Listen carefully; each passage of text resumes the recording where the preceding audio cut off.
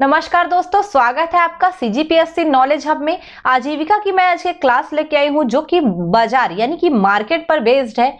Market का आपके syllabus में एक रोल है आजीविका वाले पार्ट में, एडीओ में, जिसमें हम मार्केट की परिभाषा और प्रकार के बारे में थोड़ा सा चर्चा कर लेते हैं।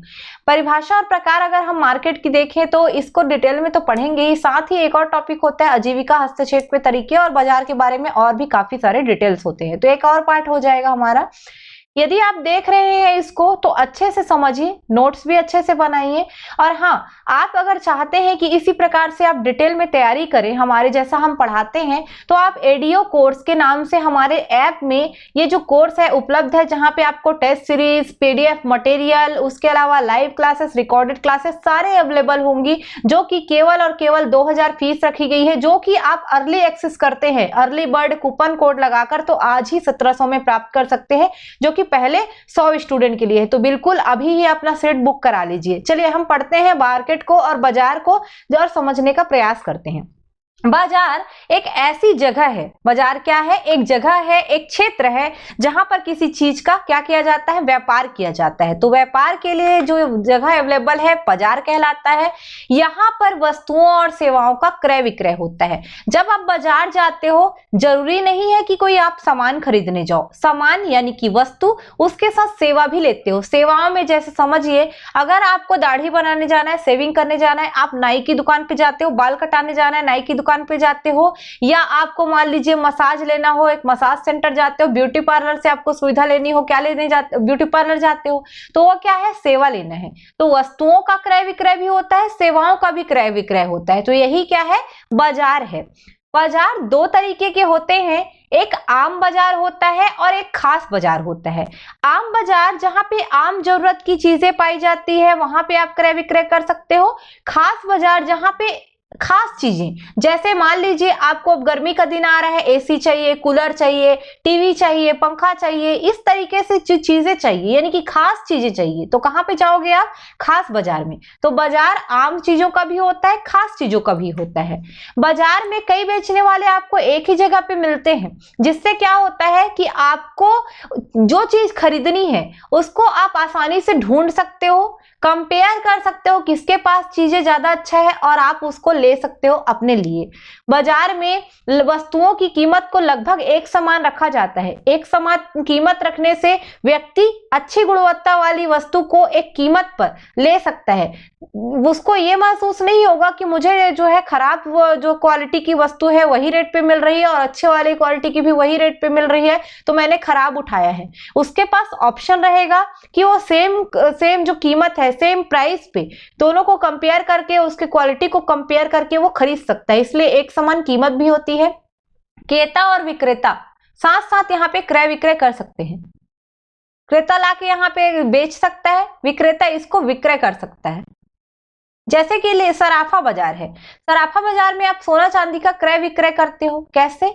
आप कुछ चीज लेके जाते हो, बेच के आते हो, आप कुछ चीज वहां से सोना चांदी खरीद के आते हो। अनाज की मंडी, जहां पे आप खाद्यान्नों का क्रय विक्रय करते हो। वस्त्र बाजार जो होता है, जहां पे वस्त्रों को आप जो है खरीदने जाते हो, और जो विक्रेता होता है, जो दुकान वाला होता है, आपको बेचता है। तो इस प्रकार से आपने खरीदा, सामने वाले ने बेचा, दोनों ही क्रियाएं एक साथ हो रही है, खरीदी बिक्री की। तो ये क्या है? एक प्रकार का बाजार है। इतने सारे स्टेटमेंट में सेम पॉइंट को समझाने का उद्देश्य मेरा यही है कि अगर किसी स्टेटमेंट में क्वेश्चन आता है, जिस तरीके से कूट पद्धति आजकल फॉलो करता है, तो इस तरीके से छोटे छोटे शब्द आपको दिखे और आप उसको पढ़े रहो, तो आपका ध्यान वहां पे लग जाए और क्वेश्चन आपका बने। इसलिए मैंने सारे पॉइंट को लिया हुआ है।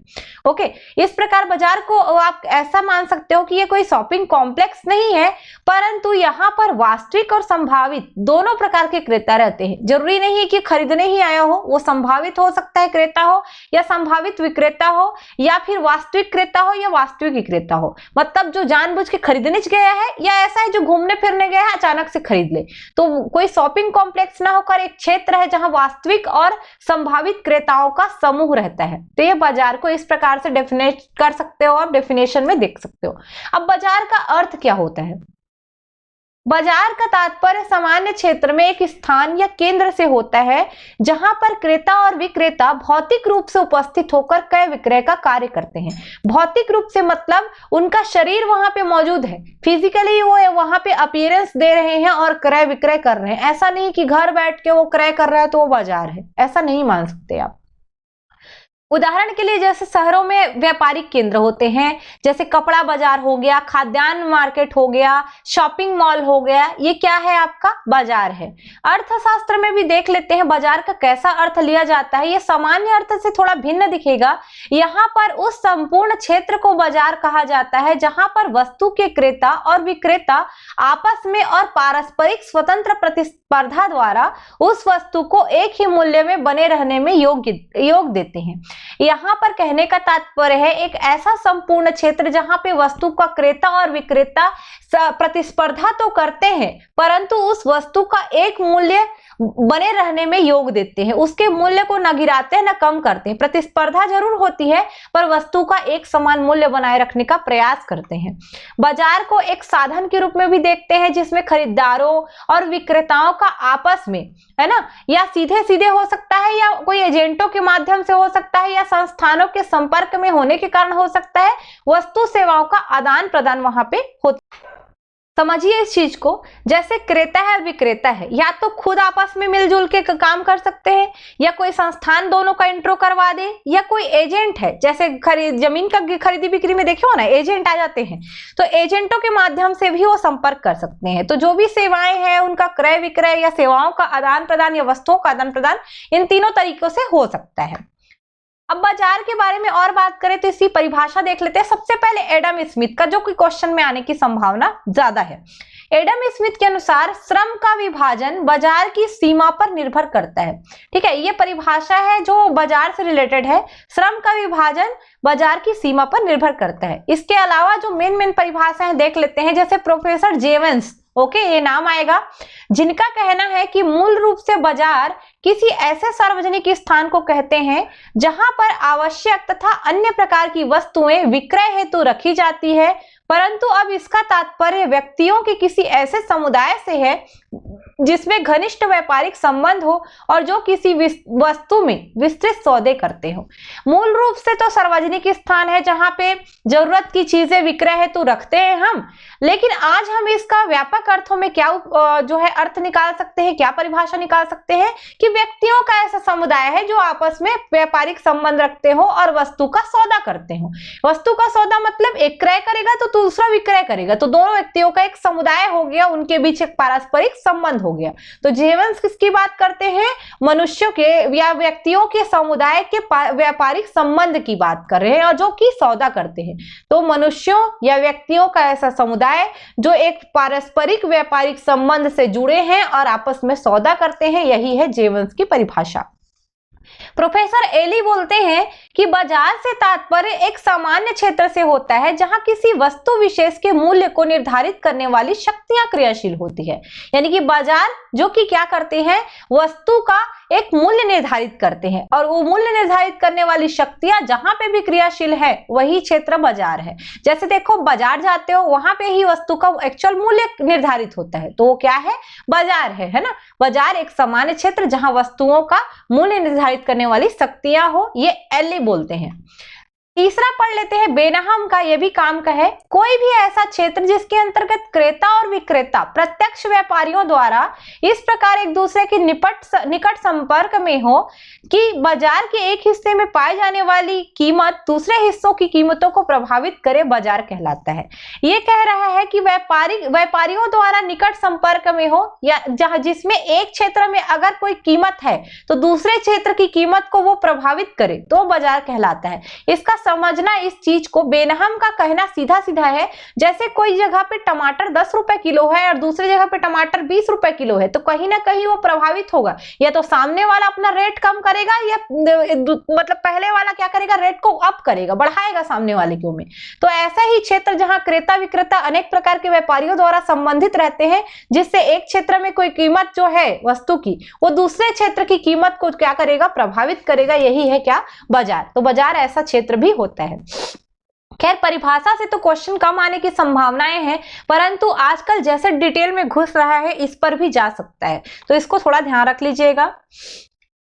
बाजार की मुख्य विशेषताएं और तत्व, ये एक बहुत ही इंपॉर्टेंट है, इसमें क्वेश्चन जरूर बनेगा, आपका कूट में भी बन सकता है। इसलिए मैं बोल रही हूँ कि डिटेल जितना अच्छे से पढ़ना चाहते हो ना, तुरंत एडीओ वाले जो आपका कोर्सेस है उसको ले लो, है ना। बहुत टाइम से आप जो है ले नहीं पा रहे हो और मतलब उसमें कूपन कोड लगा हुआ है तो आपको इजिली अवेलेबल हो जाएगा और इससे आप तैयारी बहुत अच्छे से कर पाओगे, टाइम टू टाइम आपका कंप्लीट हो जाएगा कोर्स। ठीक, चलिए बाजार में विशेषताएं में एक वस्तु, अगर बाजार की बात करें तो वहां एक वस्तु जरूर होना चाहिए। अर्थशास्त्र में हम बाजार का उपयोग करते हैं एक प्रकार की जहां पे वस्तु होना माना जाता है, मतलब बाजार मतलब एक ही प्रकार की वस्तु जहां पे अवेलेबल हो, जैसे कपड़ा बाजार मतलब कपड़ा ही कपड़ा, कपड़ा कपड़ा अवेलेबल होगा, वस्तु बाजार वस्तु वस्तु वस्तु वस्तु, सब्जी मार्केट तो सब्जी मार्केट सब्जी मार्केट, चूड़ी बाजार तो चूड़ी चूड़ी चूड़ी पूरा होगा, फ्रूट मार्केट तो फ्रूट फ्रूट होगा, मतलब एक ही प्रकार की वस्तु जहां पे है वही बाजार है। तो बाजार की विशेषता होती है जहां एक प्रकार का वस्तु पाया जाए। एक क्षेत्र होगा तो एक क्षेत्र विशेष में वो बाजार जो है फैला होगा जहां पे क्रेता और विक्रेता दोनों रहेंगे और दोनों आपसी प्रतियोगिता करते रहेंगे। क्रेता और विक्रेता होना जरूरी है, जब बाजार में क्रेता और विक्रेता होगा तभी तो बाजार कहलाएगा। एक वस्तु आएगा, उसको बेचने वाला हो, वस्तु का खरीदार हो, तो दोनों चीजें होना जरूरी है। क्रेता और विक्रेता के बिना जो है आपका बाजार बाजार नहीं रहेगा। स्वतंत्र प्रतियोगिता होनी चाहिए, यहाँ पे प्रतिबंध नहीं होना चाहिए सौदा करते समय। ठीक है, तो बाजार के लिए इंपॉर्टेंट शर्त है कि क्रेता और विक्रेता के बीच स्वतंत्र प्रतियोगिता हो, उनमें सौदा करते वक्त प्रतिबंध ना हो कि तुमको मुझसे ही वस्तु खरीदना है या मैं तुमसे ही वस्तु खरीदूंगा, ऐसा ना हो। स्वतंत्र प्रतियोगिता, एक क्रेता चाहे किसी से भी सामान खरीद ले, विक्रेता चाहे किसी को भी सामान बेच दे। बाजार का पूर्ण ज्ञान हो, जब आप बाजार की बात करते हैं और आप चाहते हैं कि हमको वस्तु जो है एक समान कीमत में मिल जाए और अच्छी क्वालिटी का मिले, इसके लिए आपको बाजार का पूर्ण ज्ञान होना जरूरी है, खास करके क्रेता को भी और विक्रेता को भी। जब वो पूर्ण ज्ञान प्राप्त कर लेगा किसी भी वस्तु के बारे में, तो जैसे क्रेता है तो उसको समझ में आ जाएगा कि कौन सी कीमत में इसको मुझे खरीदना चाहिए, और विक्रेता को भी समझ में आ जाएगी कि कौन सा मूल्य चल रहा है जिसपे मुझे बेचना चाहिए। तो बाजार का जब पूर्ण ज्ञान होता है तो उनमें जो मूल्यों का अंतर है, वस्तुओं के मूल्यों का अंतर, वो खत्म होके क्या होता है, गुणवत्ता, अच्छी गुणवत्ता वाली जो वस्तु है एक ही कीमत पे उपलब्ध हो जाती है क्रेता के लिए, और वस्तुओं का उचित मूल्य प्राप्त करना इससे आसान हो जाता है ना। लेकिन बाजार में अगर मान लो बाजार का पूर्ण ज्ञान आपको नहीं है तो आप 5 रुपए किलो में बेच रहे हो, सामने वाला 10 रुपए किलो में बेच रहा है, तो आपको क्या हो जाएगा, घाटा। तो आप चाहते हो कि आप घाटा मत प्राप्त करो, तो आप बाजार का ज्ञान रखो। एक मूल्य होना चाहिए, जैसे क्रेता और विक्रेताएं जो हैं इन लोग के बीच आपसी प्रतियोगिता हो रही है, तो क्या करना चाहिए कि वस्तु का मूल्य समान रखो, जिससे क्या होगा, क्रेता और विक्रेता में जो प्रतियोगिता है, जो प्रतिस्पर्धा है वो बने रहेगी।